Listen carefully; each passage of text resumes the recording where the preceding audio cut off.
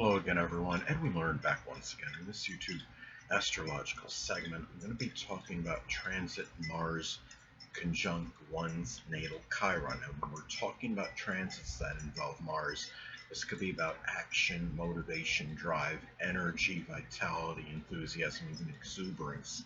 And when transit Mars conjoins your natal Chiron, this could be a time where this could be very a lot of action, motivation, energy, and enthusiasm. Maybe I would say it could be in some manifestants, not maybe it could manifest in some cases um, in uh, in confronting, dealing with emotional or physical wounds. Could be about trying to heal them. If it's an Aquarius or the 11th house, it could be something with friends or some group, club, or organization. Ah, Aquarius is also about humanitarianism and selflessness, so it could be maybe about selfless acts for the wrong people that were ungrateful or maybe hurt you later on. Yeah, Aquarius, if it's Aquarius in the 12th house, it could be, or I should say, let's say if it's in Pisces in the 11th house, it could be connected with betrayal by friends. Uh, Chiron is also about suffering, and Mars can be about volatile actions. So it might be a time where you're more motivated to deal with some situation that might have been connected with something volatile that might have caused some kind of suffering. Some could have been some physical battle, or you know, some confrontation that caused some emotional turmoil, anguish. Chiron is also about healing. And if you have this transit hitting natal Chiron, it could be about having more exuberance and enthusiasm as far as helping and healing others go. Safest in Pisces. It could be through the metaphysical, which includes astrology or spirituality, meditation, relaxation, encouraging the fine art of forgiveness. Um, Pisces is also surrendering. Basically, you know, maybe it could be the surrender to a higher power, going back to spirituality. Um, Surrendering also just about saying, okay, I'm not going to fight anymore. You win the battle. I'm not going to continue this battle. I mean, if it's something trivial, more, sometimes we have to fight. It's something serious, of course. Now, this could also be at the same time taking action in a pain that might run very deep in us. And say if it's in the fourth house, it could be something home related or something connected with a prominent, it could be the less dominant parent, which is often the mother. It could be a home situation. I mean, if it's, say, if this is an Aquarius in the fourth house, it could be something with a very erratic or sporadic home life. Another thing, too, is that this could also manifest in some cases is having the courage to deal with some weakened or some diminished or depleted self-esteem. If something happened, say if this is in Leo, it could be over a pride situation. It could be a situation where something with the ego, maybe you were demoralized, whether it was in a physical battle or maybe a verbal one. Could also be a time too, when you look at Chiron, it could reflect areas where we may be inept in. It could be about ineptitude in our lives. So if it's in Scorpio, say, or even the 8th house, it might have to do with something like transformation or resiliency, being able to bounce back from adversity or dealing with a crisis.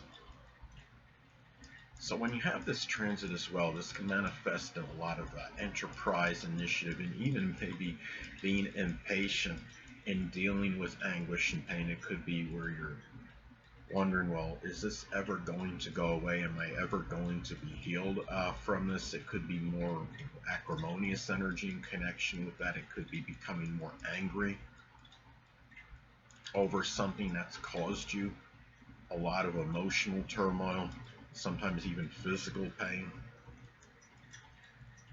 Say, for example, if this falls in Aries in your 12th house in your natal chart, it could be, something could be a physical battle.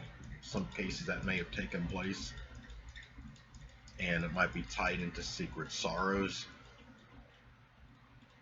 or could also be another way this can manifest. Say again, going back to the example, if this transit happens in Aries in your 12th house in your natal chart, it could be about something with maybe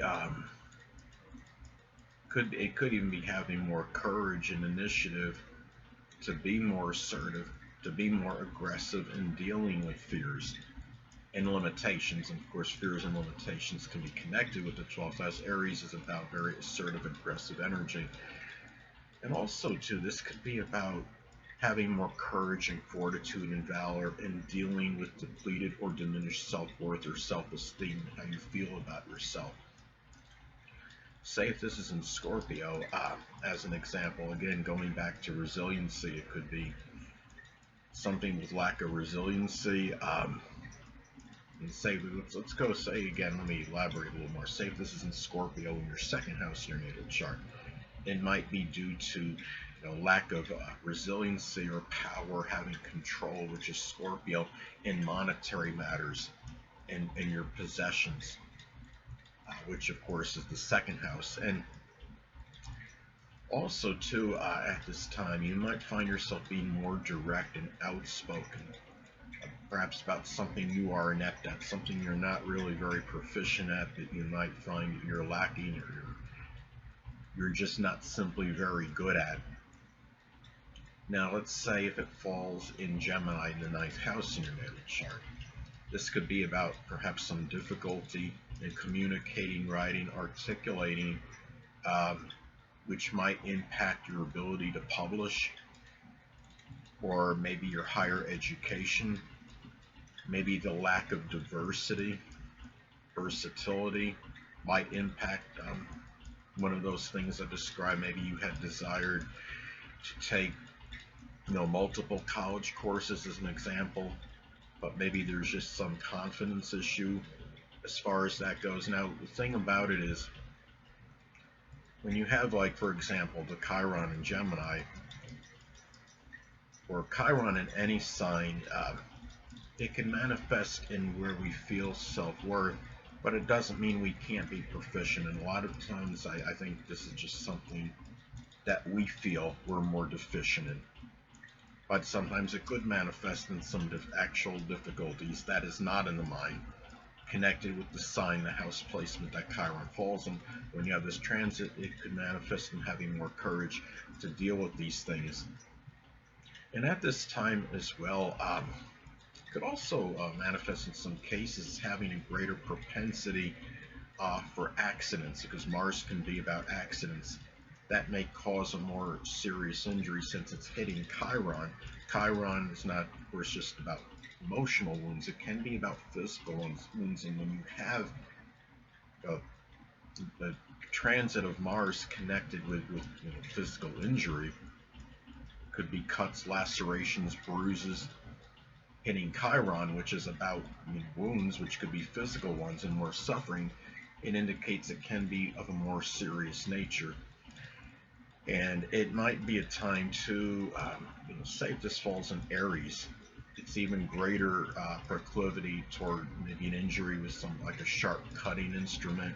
Could be doing something with scissors, or you're working with, you got to be really extra careful, I would say, during this time. If you're working like with, you're in a factory. I don't know if you've ever seen those machines that cut like that slice the envelopes. Anything that could be sharp. Could even be a sharp edge somewhere in the house on a piece of furniture that you might inadvertently hit. If you're working with knives or cutting instruments, even box cutters, it's important to be extra careful during this time, I would say, more so than usual.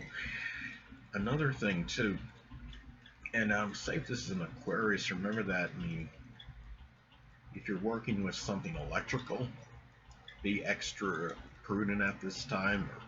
Or you hear stories about live wires, falling down and getting cut and hitting somebody or something.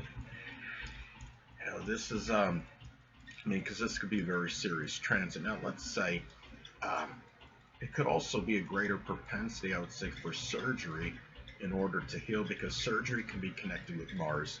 Healing energy is Chiron, of course. Now, let's say if this falls in Virgo as an example, it could be something with like a ruptured spleen or some with the pancreas. Maybe there's an intestinal issue that has to be taken care of and healed through the surgery. And again, this could be about talking about where we have ineptitude in life. It could be where we become very angry and acrimonious about these things more so than usual. Now, say if this is in Capricorn as an example, it could be lack of business acumen, at least that we feel we might have. You might feel you may have. Another example, let's say that this transit falls in Taurus in the 8th house in your natal chart. It could be maybe a feeling at least of lacking composure, ability to be unflappable in a crisis or emergency situation. So, and also too, this could just be about more contentious situations that might cause more suffering, and you might be more, I mean, if you're prone, in a bad, especially if you're in a bad neighborhood or environment that's crime-ridden, has a lot of volatile crimes, it's really important to be more careful at this time, more so than usual, because Mars could be about the assault and being attacked in some cases, and Chiron again can be connected with our wounds and suffering. So you might be more susceptible, not even to being attacked this time, but more where there's greater repercussions, where there's more suffering, such as a 3-on-1 situation, or even if you're like some big burly muscular guy and you have all this fighting ability and technique, there's still a greater susceptibility toward being attacked, I would say, and being injured seriously more at this time, more so than usual. So anyway, people, that'll conclude this YouTube astrological segment. Until next time, people, Edwin Learnard saying, stay left.